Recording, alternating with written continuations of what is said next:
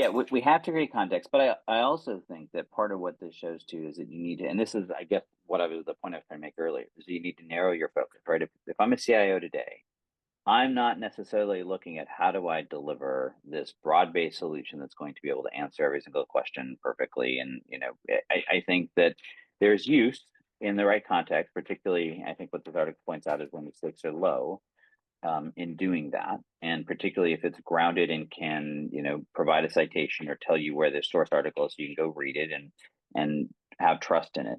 But there's another article, this one from CIO.com, talking about how AI is transforming business today. And I've talked about it before. I don't always love the CIO articles, but I thought this one was actually good, that it actually talked about some pragmatic aspects. And I'll let you read the article, the listener here, in detail. But the summary, the big takeaway was that the CIOs that are actually seeing results, that are actually delivering value from AI, are targeting two things. One is they're focusing on specific targeted use cases where they can solve a problem that drives value.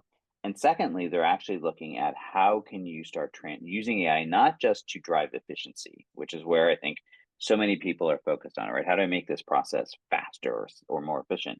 But how can I actually transform the process itself? How can I reimagine the way I work using AI as an enabler that does that? And I thought it was just super, super interesting that that was not only the focus, but that we're starting to see some actual use cases come out of that people are doing that.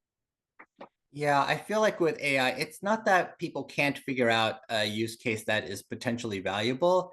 It's whether they can actually get the gains that they have been promised and how how certain they are that they can get to that point. That is the real question. Because if you have to uh, get to something like a 10% improvement in applications, in improving job applications, or a 5% improvement in upskilling employees, you have to figure out how to quantify that number, and you have to take into account the training that is necessary to implement the AI and the actual costs of developing the AI itself, all of that.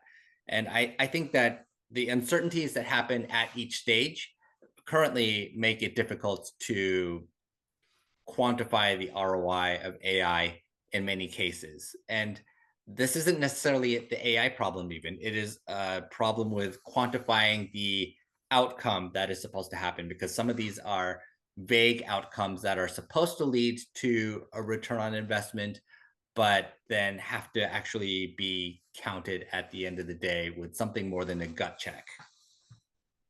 Yeah, well, so I think absolutely the quantifiableness of the outcome you're seeking, and then something else the article points out that we've talked about a lot in the past, is that you then need the enabling underpinnings to actually make it work, and that is the data infrastructure, the technologists or the people on your team that can actually put that to use. I think that's why you're seeing some of these companies that we talked about in the earlier article with these huge people assigned to AI. Are Mhm. they actually creating new AI? Or are they just simply trying to do this, right? And then it's a shift in culture around this vision and being willing to transform the adoption process. And I think that's it's all hard to do.